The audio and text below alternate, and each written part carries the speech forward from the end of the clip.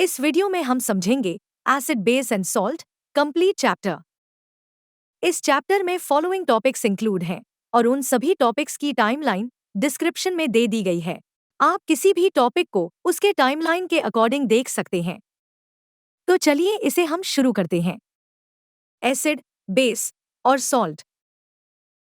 हमारे daily life में हम कई तरह के भोजन खाते हैं। उनमें से कुछ भोजन स्वाद में कड़वे, कुछ खट्टे और कुछ सॉल्टी होते हैं। ये तीन प्रकार के टेस्ट तीन प्रकार के केमिकल्स के कारण होते हैं जो डिफरेंट फूड में प्रेजेंट होते हैं और साथ ही सराउंडिंग मटेरियल्स में भी। ये तीन केमिकल्स एसिड, बेस और सॉल्ट के नाम से जाने जाते हैं। इसे एक एक करके समझते हैं। एसिड्स। एसिड ऐसे सब्सटेंस है जो टेस्ट में खट्टे होते हैं और ब्लू लिटमस पेपर को रेड में बदल देते हैं। ये commonly citrus fruits, lemons, oranges और विनेगर जैसे फूड में पाए जाते हैं। एसिड हाउसहोल्ड क्लीनिंग प्रोडक्ट्स और इंडस्ट्रीज में डिफरेंट पर्पस के लिए भी यूज होते हैं। सिंपल टर्म में एसिड एक सब्सटेंस है जो वाटर में डिसॉल्व करने पर हाइड्रोजन आयन रिलीज करता है जिसकी पीएच वैल्यू कम होती है। वो हाईली एसिडिक सब्सटेंस होते हैं। कॉमन एसिड के एग्जाम्पल है हाइड्रोक्लोरिक एसिड स्टोमक में पाए जाती है, सल्फ्यूरिक एसिड कार बैटरीज में यूज और सिट्रिक एसिड सिट्रस फ्रूट्स में। बेस। बेस अल्कलीज के नाम से जाने जाते हैं जो टेस्ट में बिटर होते हैं और स्लिपरी फील होते हैं।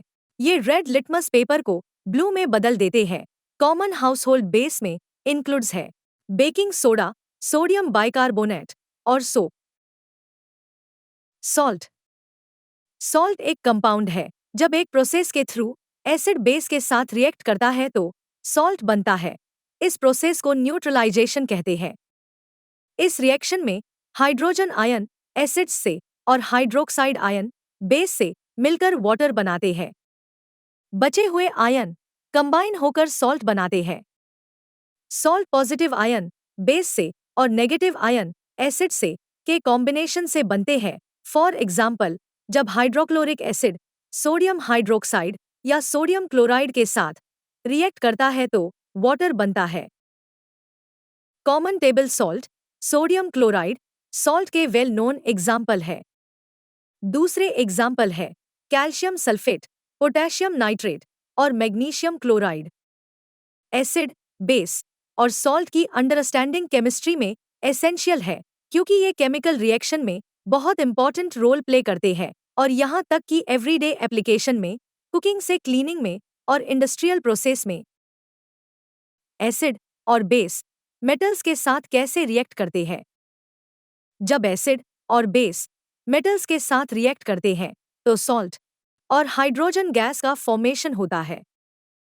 चलिए इस रिएक्शन को डिटेल में समझते हैं। Acids and metals. जब एसिड मेटल्स के साथ रिएक्ट करता है जैसे जिंक, मैग्नीशियम और आयरन, तो मेटल्स एसिड से हाइड्रोजन को डिस्प्लेस कर देता है। एसिड और मेटल्स के बीच में होने वाले रिएक्शन के लिए एक जनरल केमिकल इक्वेशन को हम कुछ इस तरह रिप्रेजेंट कर सकते हैं। फॉर एग्जाम्पल, जब हाइड्रोक्लोरिक एसिड HCl जिंक के साथ रिएक्ट करता है तब जिंक हाइड्रोक्लोरिक एसिड से हाइड्रोजन को डिस्प्लेस कर देता है व जिंक क्लोराइड और हाइड्रोजन गैस बनता है। Base and metals. Base metals के साथ एसिड की तरह रिएक्ट नहीं करता, जबकि बेस कुछ मेटल्स के साथ स्पेसिफिक कंडीशन के अंडर रिएक्ट करता है। For example, concentrated sodium hydroxide solution जब जिंक के साथ रिएक्ट करता है तो हाइड्रोजन गैस और सॉल्युबल सॉल्ट प्रोड्यूस करता है। मेटल्स के साथ एसिड और बेस का रिएक्शन केमिकल रिएक्शन में पार्टिसिपेट करने की उनकी एबिलिटी और various industrial and laboratory process में उनकी इंपॉर्टेंस को दिखाती है। ये रिएक्शन डिफरेंट एनवायरनमेंट में एसिड, बेस और मेटल्स के बिहेवियर को समझने के लिए क्रूशियल है। एसिड और बेस एक दूसरे के साथ कैसे रिएक्ट करते हैं? जब एसिड और बेस एक दूसरे के साथ रिएक्ट करते हैं तो उस केमिकल प्रोसेस को न्यूट्रलाइजेशन कहते हैं। इस रिएक्शन में एसिड की एसिडिक प्रॉपर्टीज और बेस की बेसिक प्रॉपर्टीज न्यूट्रलाइज होकर वाटर और सॉल्ट का फॉर्मेशन करता है। आइए एसिड और बेस के रिएक्शन को सिंपल एग्जाम्पल के साथ समझते हैं। Acid base reaction. जब एसिड बेस के साथ कंबाइन करता है तो वाटर और सॉल्ट बनता है। एसिड और बेस के बीच में होने वाले रिएक्शन के लिए एक जनरल केमिकल इक्वेशन है। यहाँ H प्लस आयन एसिड के हाइड्रोजन आयन को रिप्रेजेंट करता है। OH आयन बेस के हाइड्रोक्साइड आयन को रिप्रेजेंट करता है और Na बेस के पॉजिटिव आयन को रिप्रेजेंट करता है, जबकि Cl एसिड के नेगेटिव आयन को रिप्रेजेंट करता है। ये रिएक्शन 3 स्टेप में होते हैं। 1. Ionisation and dissociation. 2. Neutralisation process. 3. Product formation. आइए इन सभी स्टेप्स को वन बाय वन समझते हैं। 1. Ionisation and dissociation. Aqueous solution में एसिड आयोनाइज होकर hydrogen ion H plus produce करता है, जबकि बेस डिसोसिएट होकर हाइड्रोक्साइड आयन OH प्रोड्यूस करता है। फॉर एग्जाम्पल, जब हाइड्रोक्लोरिक एसिड वाटर में डिसोल्व होता है तो ये डिसोसिएट होकर हाइड्रोजन आयन रिलीज करता है। सिमिलरली, जब सोडियम हाइड्रोक्साइड वाटर में डिसोल्व होता है तो ये डिसोसिएट होकर हाइड्रोक्साइड आयन रिलीज करता है। 2. Neutralisation process. इस न्यूट्रलाइजेशन प्रोसेस में एसिड से हाइड्रोजन आयन बेस के हाइड्रोक्साइड आयन के साथ रिएक्ट होकर वाटर फॉर्म करता है, जबकि एसिड और बेस के बचे हुए आयन कंबाइन होकर सॉल्ट फॉर्म करता है। 3. Product formation. न्यूट्रलाइजेशन रिएक्शन में सॉल्ट रिजल्टिंग प्रोडक्ट है, जो बेस के कैटायन और एसिड के एनायन से बना है। नॉर्मली सॉल्ट वाटर में सॉल्युबल होता है और एसिडिक एंड बेसिक प्रॉपर्टीज को शो नहीं करता है। वाटर न्यूट्रलाइजेशन प्रोसेस से बनता है। इसमें एसिड और बेस नहीं होते हैं। एसिड से हाइड्रोजन आयन और बेस से हाइड्रोक्साइड आयन एक साथ जुड़कर वाटर मॉलिक्यूल्स बनाते हैं। पीएच स्केल और एसिड एंड बेस के स्ट्रेंथ को समझेंगे। पीएच स्केल एक ऐसा स्केल जो सॉल्यूशन में हाइड्रोजन आयन के कंसंट्रेशन को मेजर करने के लिए किया जाता है, पीएच स्केल होता है। पीएच स्केल पर हम पीएच वैल्यू को 0 से 14 तक मेजर कर सकते हैं। 0 पीएच बहुत एसिडिक होता है और 14 पीएच बहुत बेसिक होता है। पीएच सिंपली एक नंबर है जो किसी भी सॉल्यूशन के एसिडिक और बेसिक नेचर को बताती है। पीएच स्केल पर हम ग्रेडियंट कलर देख सकते हैं। यूनिवर्सल इंडिकेटर या लिटमस पेपर वो इंडिकेटर है जिसकी मदद से किसी सॉल्यूशन के कलर के नेचर का पता चलता है। लिटमस पेपर एक सिंपल इंडिकेटर है। जब इन्हें एसिडिक और बेसिक सॉल्यूशन में डाला जाता है तो अपने कलर को चेंज करता है। लिटमस पेपर 2 टाइप के होते हैं, रेड और ब्लू। बेसिक सॉल्यूशन में रेड लिटमस पेपर अपना कलर चेंज करता है। उसी तरह एसिडिक सॉल्यूशन में blue litmus paper colour change करता है। लिटमस पेपर केवल एसिडिक और बेसिक सॉल्यूशन के बारे में बताता है। ये एसिडिक सॉल्यूशन और बेसिक सॉल्यूशन के स्ट्रेंथ के बारे में नहीं बताता है। किसी सॉल्यूशन के स्ट्रेंथ को बताने के लिए यूनिवर्सल इंडिकेटर का यूज किया जाता है। यूनिवर्सल इंडिकेटर अलग अलग इंडिकेटर का मिक्सचर है जिसके हेल्प से एसिड और बेस के स्ट्रेंथ का पता लगाया जाता है। लिटमस पेपर और यूनिवर्सल इंडिकेटर के कलर में चेंज आने के बाद इसे पीएच स्केल के कलर के साथ मैच किया जाता है और स्केल पर नंबर का पता लगाया जाता है।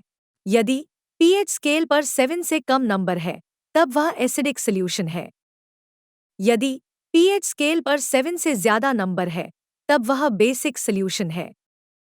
यदि पीएच स्केल पर 7 नंबर है, तब वह न्यूट्रल है। जितना ज्यादा सॉल्यूशन में हाइड्रोनियम आयन का कंसंट्रेशन होगा, पीएच वैल्यू उतनी कम होगी। न्यूट्रल सॉल्यूशन का पीएच वैल्यू 7 होता है। पीएच स्केल पर 7 से कम की वैल्यू एसिडिक सॉल्यूशन को रिप्रेजेंट करती है।